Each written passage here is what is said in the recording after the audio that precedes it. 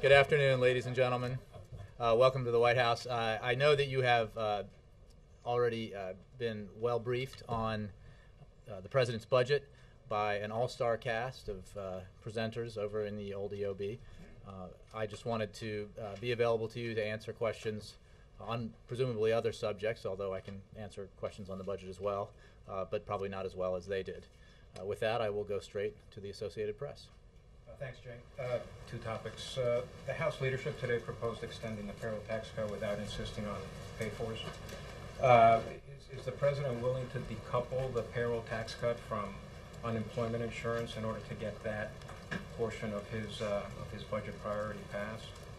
Well, let me say two things about that. First of all, the President believes very strongly, as he has made clear on a number of occasions, that we need to extend the payroll tax cut to 160 million Americans, as well as unemployment insurance and the doc fix, the SGR, because they're the right things to do for the economy. And that, and going specifically to payroll tax and unemployment insurance, those things really have a direct positive impact on economic growth and job creation. And so they are essential. We need to do all three of them, and that includes unemployment insurance. The approach the President has taken throughout this process is, despite the fact that, I think it's worth stepping back a little bit. Remember, during the payroll tax cut debate at the end of last year, Republicans who had, as a matter of their own bylaws, if you will, in the House, said that no tax cut ever needs to be paid for, had insisted that this one be paid for. The President was happy to work with them to find reasonable ways to offset the payroll tax cut extension, reasonable ways to pay for the payroll tax cut extension, and that remains his position. There is time to get this done. There is time to negotiate a solution that ensures that 160 million Americans don't have their taxes go up on March 1st, that ensures that unemployment insurance is extended to make sure that those folks who are looking for a job have the means to continue to do so. And that money, as you know, has a direct positive impact on economic growth and job creation. And to do it in a way that is, in effect, a compromise that Congress can negotiate in a spirit of bipartisan cooperation. So he looks forward to doing that. And don't forget that the payroll tax cut that the President envisioned extending through this year is part of his overall budget proposal, which he put forward today, that includes more than $4 trillion in deficit reduction. So we'll see how this process moves forward. There's time to do it. There is ample opportunity to do it in a way that does no harm to the economy, but ensures that this tax cut is extended for 160 million Americans. So at this point, he's not willing to accept this proposal? Well, this is a hypothetical proposal put up that they said they might do if conversations with folks on Capitol Hill don't progress according to the way they want.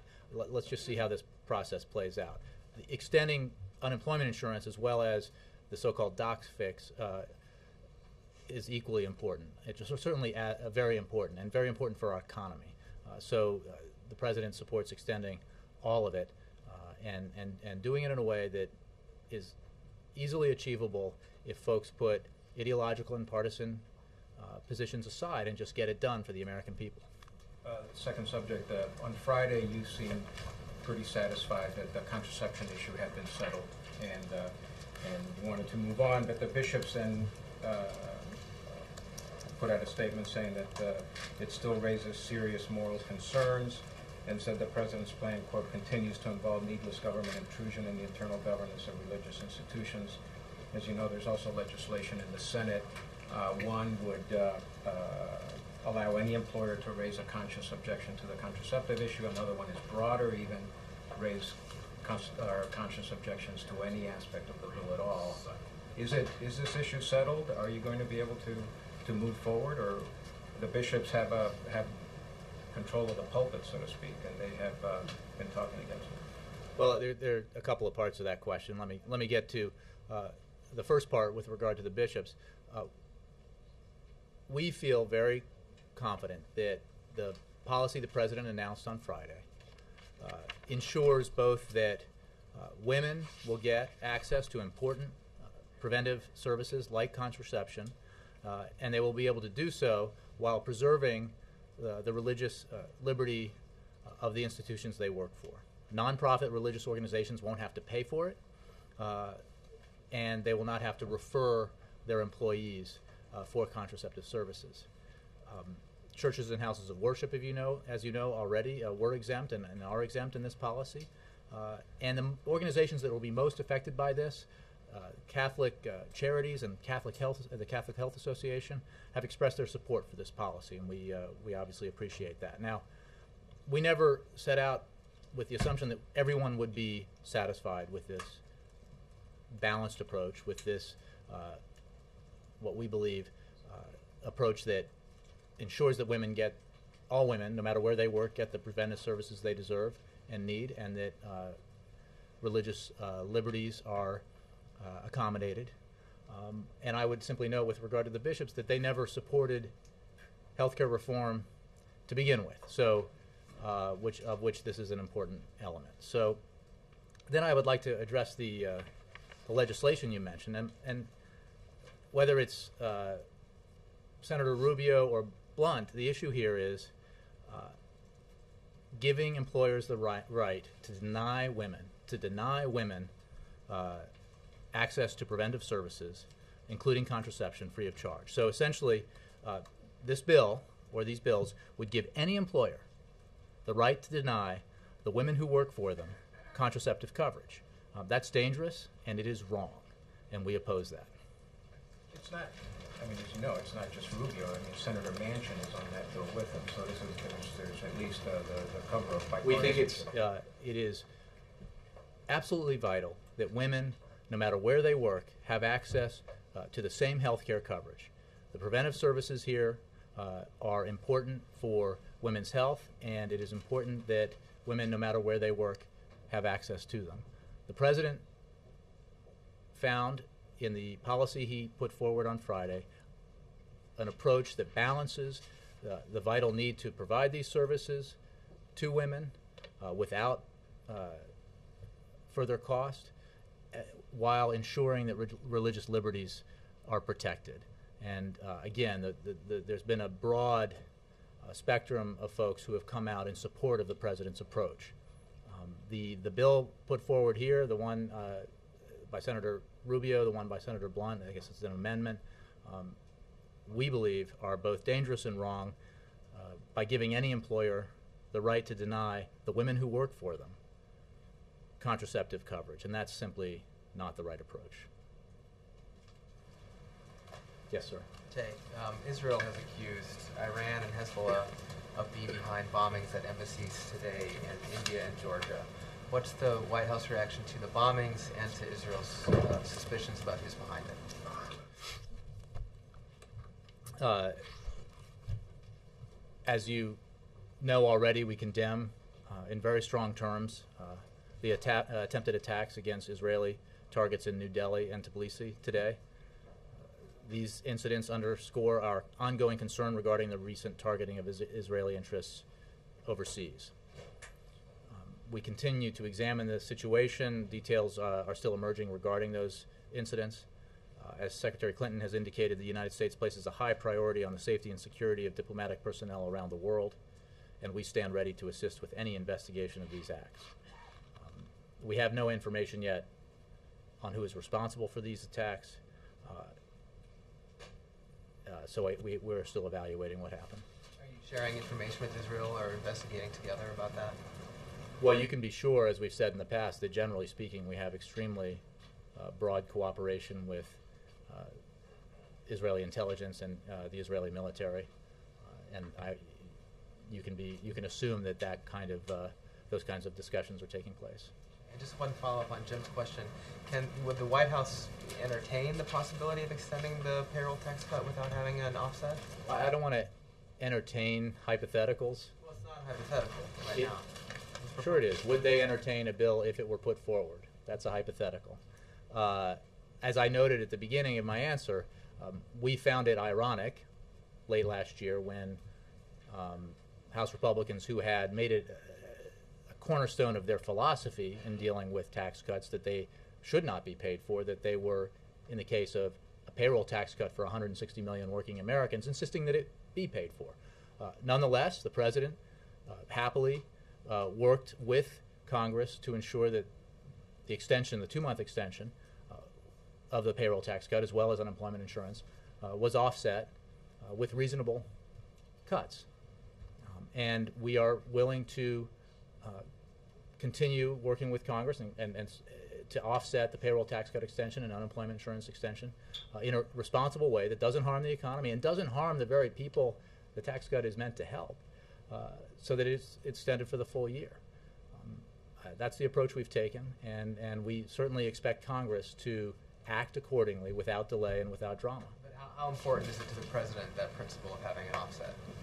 Well, I think we've made clear that the principle that it be offset was one established by Republicans. So how important is it? Was established by Republicans as recently as last week, was reestablished or reasserted.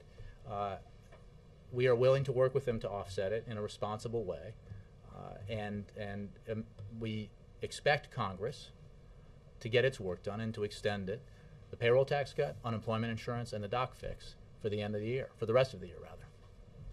Just follow on bombings. I'm sorry, let me get to Jay. Go on. Okay. President, when he spoke to NOVA students and faculty earlier today, acknowledged that the numbers in the budget were so big they were difficult to talk about. And to break them down, it would be along the lines of a family that makes $29,000 a year, spending $38,000 a year, so taking on $9,000 in new debt, with a $153,000 credit card bill that they were not able to pay down. That would be a way for the average American to afford it, to understand it. Does that seem responsible? Well, Jake, I appreciate the analogy. I think what you know and everyone in this room knows, and what every American knows, based on what I've seen, is that this economy was in free fall in January of 2009. It had, the government in the previous 8 years had racked up an enormous amount of debt, although it had started the century with surpluses. And because of the free fall we were in, urgent measures needed to be taken to reverse the direction of the economy and to reverse the direction of employment in this country.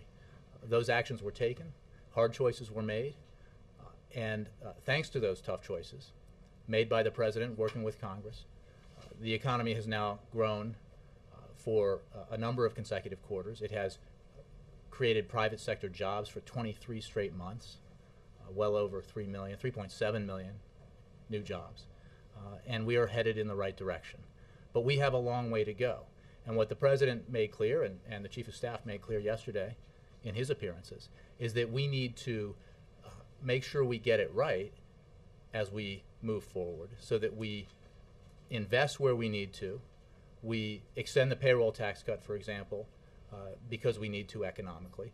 And then for the medium and long term, we do the things that we need to do to ensure that we reduce our deficit and debt so that we can get our fiscal house in order. And that's what the president's budget does. It, as you know from the debate we had last fall, his vision, again encapsulated in this budget document, reduces the deficit, cuts spending by $4 trillion over 10 years in a balanced way. That includes the $1 trillion in discretionary cuts agreed to in the Budget Control Act. It includes revenues, as well as reductions in entitlement spending, as well as reductions in defense spending. And that's the approach that the American people expect us to take. He's willing, theoretically, if he had a Republican partner in Congress, who was willing to take on some of the sacred things in his party. Mm-hmm. The president is willing to go farther than this budget document. This is a budget document according to what he's willing to do on his own. It's not as far as he would go, right? Well, I wouldn't want to negotiate the line items of a global grand bargain, if you will. Right. The president demonstrated last summer his willingness to take on the sacred cows in his own party, his willingness to do things and lead his party in a direction that would be very difficult for them, because he knew, and the leaders of the Democratic Party in the Congress agreed, that it was the right thing to do for the economy. But this budget doesn't reflect that. Well, actually, it does. It does reflect, it doesn't reflect every item of the potential grand bargain that the Speaker of the House walked away from, but it does reflect the proposal the President put forward in the fall that achieves more than $4 trillion in deficit reduction over 10 years, and does it with a combination of entitlement reductions and reforms, of revenue increases, asking that those who have done exceptionally well over the last 10 years, the wealthiest Americans, pay a little bit extra, pay their fair share.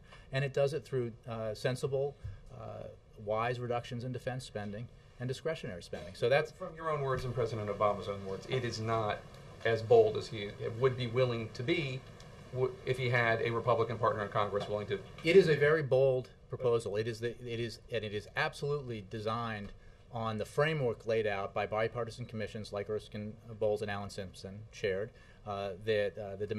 similar to the Domenici-Rivlin Commission, in that it encapsulates this balanced approach. Now, unfortunately, we haven't had a willingness to travel the bipartisan balanced road on the Republican side. You've had an asymmetrical situation here, where the president has been willing to make tough choices, things that are hard for Democrats to do, but we haven't seen the concurrent willingness on the Republican side, unfortunately, to even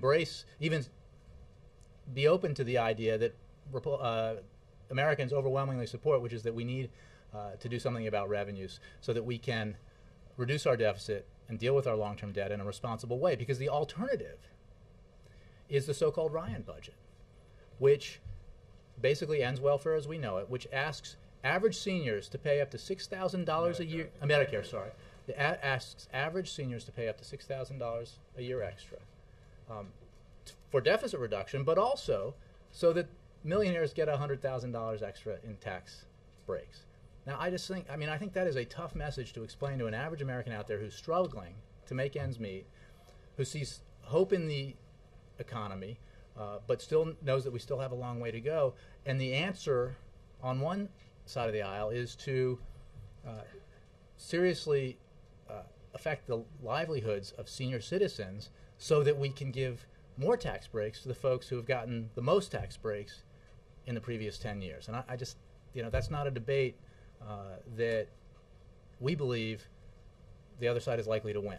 The sensible approach is the bipartisan approach, is the balanced approach that says we have to do this in a way that deals with all the drivers of our long-term deficit, including revenues, including defense, including discretionary spending. So back to my family metaphor, one of the spouses isn't willing to make the tough choices, but the president is? Look, I think the president has demonstrated, he took a lot of heat this summer from his party and advocates on the Democratic side of the political spectrum because of his willingness to make some tough choices. And he remains willing to do that, and he would welcome a willingness by Republicans to approach deficit reduction in a balanced way. There's a lot of talk about Simpson-Bowles, a commission that only exists because the president created it, and the outlines of which drove the president's own broad deficit and debt reduction plan. What people forget about Simpson-Bowles is that it asks for twice as many revenues as the president's own proposal. People forget that it asks for substantially more deficit cuts than the president believes are responsible. And what we forget about Simpson-Bowles is not a single House Republican endorsed it or supported it, even on the commission. And I think that reflects part of the problem we have in Washington right now. Nora. Can I ask you on Syria? The UN Human Rights Chief today essentially said that the failure of the collective action of the Security Council has, quote, emboldened the Syrian government to launch an all-out assault. She called it crimes against humanity, a widespread and systematic attack on civilians. Does the White House agree with that? The White House agrees that the Assad regime continues to perpetrate disgusting acts of violence against its own people, who seek only a democratic transition and a better life. And we call on the Assad regime to cease and desist this behavior, and we work with our international partners to continue to pressure the regime and isolate it to try to bring about a change in behavior. As you know, we've been working with a group that's standing up, the Friends of Syria, which will have its first meeting in Tunisia, I believe on February 24th. And we will work with all our international partners and allies, and that includes countries in the region, to further pressure Assad to get him to stop this behavior, to step aside and allow the Syrian people the future that they deserve. That includes as well discussions of providing humanitarian aid and other measures that can be taken to isolate Assad even further. There's an Arab League proposal out there to send in peacekeepers.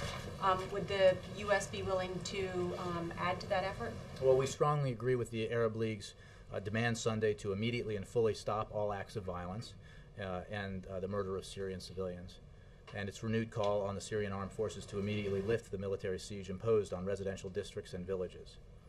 Regarding UN peacekeepers, as a general principle, we support an expanded and enhanced Arab League mission, including with UN or other support. We are discussing with the Arab League, the UN, and our international partners the circumstances in which a peacekeeping force, whether under Arab League, UN, or other auspices, could help to maintain peace in Syria, starting with there being a peace to keep. Unfortunately, as you know, there is not one at this moment. So there could be a scenario where U.S. troops are over there as peacekeepers. Well, we're talking about UN, Arab League, or other auspices. You're speculating about an outcome that would require a peace to be kept to begin with. Can I ask you about, given the Arab Spring and other areas where the United States has been involved, for instance, in Libya, are there any similarities in terms of Syria and the action we took in Libya? Well, that's a helpful question and an important one, because we've made the point with regard, in answer to questions about why not act in Syria the same way that the United States acted with Libya. And I think it is important to point out two things. One, all the way back when Libya was unfolding, we made clear that every country is different in our view, and therefore the approach we take with regards to the developments in every country is different. The situation in Libya was one where you had United Nations support, you had broad Arab League support, you had the Libyan people asking for the kind of intervention that was authorized under the UN Security Resolution that allowed the enforcement of the no-fly zone and the actions by NATO forces to prevent, NATO and outside forces to prevent Gaddafi from a mass assault on his own people. So there are serious differences, significant differences between these two situations. But we are, in a way that is similar, we are working with international allies and partners from Europe, the United Nations, the region, to forge a broad group supporting the Syrian people and to do everything we can to isolate and pressure Assad, to support the Syrian people in a time of dire need, and to help bring about the democratic transition that the Syrian people desperately deserve. Yeah. Jay, back on the budget, how can the president and Jack Lew yesterday, when he was on the Sunday show, say this is not a time for austerity, we can't choke off the recovery, when, if you go back to last summer, the economy arguably was in worse shape, unemployment was certainly higher than it is today, and the president, during the debt ceiling debate, was saying it's a moral imperative to tackle the debt. Isn't this budget now basically just kicking the can down the road? Well, it's a great question because it contains the answer within it. The president's vision for fulfilling the moral obligation to tackle the debt is contained within the budget he presented today. He certainly did not mean last summer that we should contract spending in a way that threw the very fragile recovery at that point into reverse and caused further job loss and inflicted further economic pain on the American people. He has always taken the approach, as we have emerged from the greatest recession since the Great Depression, that we need to take steps to strengthen the economy, create economic growth, have the economy create more jobs in the near term, to give it the strength that it needs so that the recovery will become an engine on its own. And that we then, but even now, as we're passing measures that do that, like the payroll tax cut, for example, or unemployment insurance extension, or the other aspects of the American Jobs Act, which unfortunately Republicans have blocked, but would put people back to work and cause even greater economic growth. We do those things. and we do them responsibly and pay for them. But we do those things even as we lock in the kind of medium and long-term savings that would reduce the deficit by $4 trillion over 10 years. I acknowledge that unemployment is down, but when you say lock in those savings, the Peter G. Peterson Foundation, which is nonpartisan, came out and flatly said that when you look at your own budget, quote, even under optimistic assumptions, the president's own numbers show debt rising rapidly after 2022 and reaching levels that would put the economy at risk. So the first part of your answer seems to be working in terms of the economy coming back, but the second part, how are you locking in savings when nonpartisan groups We are are saying locking in savings over 10 years, $4 trillion. It doesn't mean that every problem is in solved. the bucket when it's going to be $25 trillion in debt and Well, 20. I'm sorry. Has someone else offered a $25 trillion debt reduction plan? Because I think I'd be interested to see it. But the fact is, the president has put forward a deficit and debt reduction plan that would save more than $4 trillion over 10 years.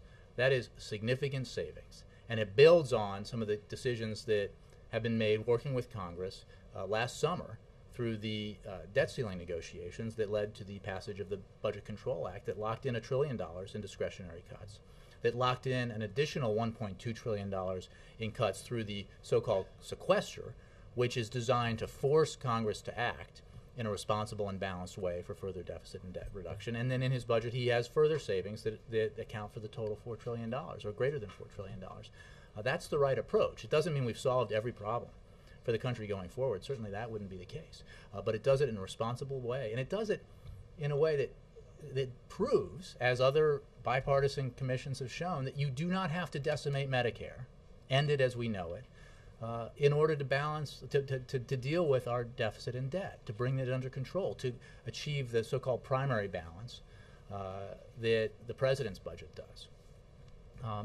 You just need to make responsible choices. You need to ask something of the wealthiest Americans who, at a time when the middle class was getting hammered, was enjoying the greatest accumulation of wealth in the previous decade before the president took office.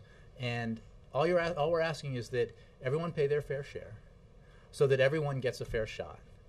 And the president thinks that's entirely responsible. It happens to be a view shared by a broad majority of the American people. Last thing, despite all those good things you say, the Republicans immediately say every year in the Obama administration they basically said dead on arrival with the budget, right? The Ryan budget, they put a plan on the table, you say it hurts senior citizens. Is there a better way to do this so that that $25 trillion debt that's coming a decade or so from now can actually be cut? Is there something to the process? Introduce this, they shoot it down, is there a way to make this process better? Well, I suppose there are many ways to make the process better, but the principal one is for elected officials of goodwill to decide that they're going to check the ideological baggage at the door when they go in to negotiate. And that was the approach that we took in the discussions led by Vice President Biden last summer. It was the approach the president took in the discussions he had with Speaker of the House, John Boehner. And it's the approach that we would take tomorrow if there were a willingness to acknowledge that there is a way to do this that's fair and balanced, that there is a way to do this that doesn't require the burden of dealing with our deficit and long-term debt to be borne by senior citizens and the most vulnerable in our community. And that if we all are willing to make the tough choices, we can get it done. And that's encapsulated in the president's budget. It was reflected in the negotiations he had last summer. And it will be his approach going through this year. I mean, a lot of people talk about how nothing's going to get done this year because it's an election year. And I think, you and I were around. I think, Ed, you were around in 96. I know some others were, Jake. That's what everyone said in 1996. Can't be done because there's an incumbent president running for re-election with a Congress controlled by a different party. Well, in fact, that was a highly successful legislative year, and the president hopes that those opportunities will present themselves this year. It takes merely a willingness to compromise, a willingness to not adhere to ideological standards that say, no way, no how are we ever going to ask the wealthiest Americans to pay just a little bit more so that we don't have to shift all the burden onto senior citizens. Let me move around. Yes, a little foreign policy, and then Brianna. Thank you. Back on Syria, is there, you probably wouldn't talk about this if you knew, because it involves intelligence issues, but is there a reason does the White House think for the U.S. applying intelligence assets or sharing those with the opposition in Syria? Has it been discussed with partners and allies to this point? I think you're right that it's not the kind of thing I'd be able to speak to here. We're obviously working with a broad array of allies and partners who are friends of Syria and who have as their goal in this effort a democratic transition in Syria that follows the cessation of the abhorrent violence that the Assad regime has been perpetrating on its own people. How we get there, obviously, there's a number of aspects to that that mostly involve coordinating with our international partners and further pressuring and isolating Assad. Yes, JC. How concerned is this administration that the counterinsurgencies, those who are fighting against Mr. Assad's regime, in fact could have the earmarks, could have the markings of an embedded al-Qaeda? Well, I think as these kinds of questions were asked during the period of the situation in Libya, we don't know everything about what the so-called opposition is. Remember that the situation in Syria is one where peaceful protests were fired upon, and that when that the violence is pretty one-sided here. If you're referring to the comments about AQI and others, I mean, you know, we find it worth noting that overall the Arab Spring and what it represents and the way that it demonstrates the desire for greater freedom and prosperity and for democracy in the region by the people of the region is an absolute repudiation of the ideology of al-Qaeda. And it proves even, proves pretty decisively that the approach of terrorism and violence perpetrated on innocent civilians has been rejected all around the world, including in the very region where this Arab Spring is taking place. Would there be a question that this may not be so simple, not so cut and dried in terms of? Well, I don't have an analysis for you. I mean, I think that we obviously carefully evaluate movements, groups, individuals in the region in all these areas as this process and this tumultuous process continues. But I don't have anything specific with regard to Syria in your question. Yes, sir. Brianna first. Sorry.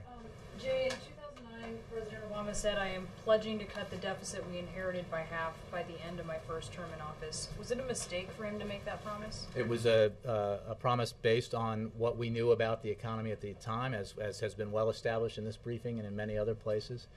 The economy turns out to have been far worse and in far greater distress when the president was running for office and then took office than we knew at the time.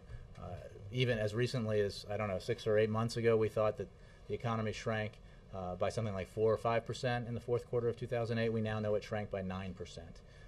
The catastrophe was far worse than we knew. And yet, in spite of that fact, the president's budget that he put forward today achieves that goal of cutting in half the deficit in 5 years instead of 4, which demonstrates his commitment to responsibly reducing our deficit and getting our fiscal house in order. And then his budget calls for carried interest to be taxed as ordinary income, something obviously Mitt Romney benefits from very much, that tax provision. Is this also a political swipe at him? Well, not at all, because we have held this position with regards to carried interest for quite some time. We simply believe that, with respect specifically to carried interest, that money earned as a result of work performed should be taxed in the same way whether you're a hedge fund manager or a shift worker as income. And that's the principle behind the approach we've taken to carried interest. It again goes to the broader principle embodied in the Buffett rule, which is that millionaires and billionaires shouldn't be paying a lower effective tax rate on their income than average folks, in this case, Mr. Buffett's secretary. So that's the approach to carried interest. It doesn't have It's not aimed at an individual. It's just a matter of basic fairness. But shouldn't we expect to be hearing the president ultimately here in the coming months talk about Mitt Romney and carried interest in the same breath, assuming? I don't. Again, this is not about. I mean, I can refer you to the campaign for if they want to preview campaign lines. But I know, because I've heard him talk about it. This isn't about raising revenues for the sake of raising revenues. It's about having a balanced and fair approach to ensure that as we get our deficit and debt under control, we are investing in the things that will help our economy grow in the long term. And that includes education, as the president pointed out today at Northern Virginia Community College. It includes innovation, making sure that we're investing in clean energy technologies so that we can enhance our energy independence in the 21st century. I mean, it's about building a foundation for competing and winning economically in the 21st century. And we need to make sure that we invest in those key areas or we will fall behind.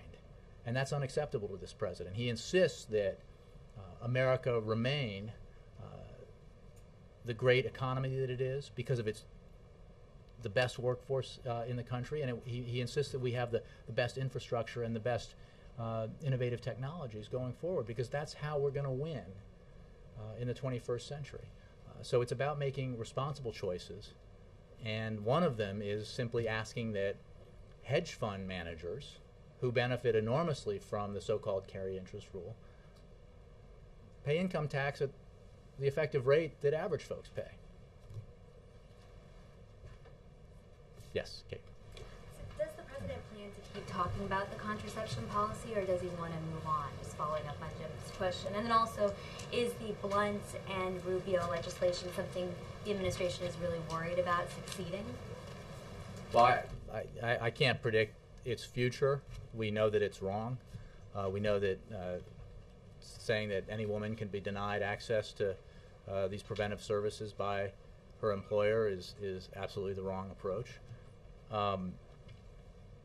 The president feels that the policy he announced on Friday achieves the appropriate balance between the need to extend these services to all women no matter where they work, to ensure that they have access without cost to important preventive services like contraception, and doing it while protecting religious liberties and being sensitive to the concerns that were raised by religious institutions. And again, I pointed to the statements by Catholic Charities and the Catholic Health Association as evidence, we believe, of the fact that this balance has been achieved. So we can expect to hear more from him, though, going forward as the bishop keeps talking about. Look, I think the president, throughout this process, has been interested in finding the right policy, the right to ensuring that women have access to preventive services free of charge, and to doing so in a way that's sensitive to religious beliefs. As you heard him stand at this podium on Friday, talk from the heart about why he believes that is important. And he believes both goals are very important, and they are not mutually exclusive. And that's why he instructed his administration to find a solution to this, and was pleased that they did. Yes, sir. Two questions on China's Vice President Xi Jinping's visit to the U.S. First is, I know tomorrow it will be the very first time for the President and the Vice President to meet each other. And so what's the President's impression on him so far? And also, what's the expectation of the President? And also of the President? Yeah, the President on China's Vice President. And also the second question, ahead of his visit, Mr. Xi gave a written interview to the Washington Post, and he said, at the time when people long for peace, stability, and development, to deliberately give prominence to military security agenda, scale up military deployment, and strengthen military alliances is not really what most countries in the region hope to see. So what's the reaction from the White House to his written interview? Well, I don't have a specific reaction to that. I would simply say that, as you heard the President describe quite fully during his recent trip to Asia, we, the United States of America, are a Pacific power. We are an economic power as well as a power with important security relationships in the region. And the President feels very strongly that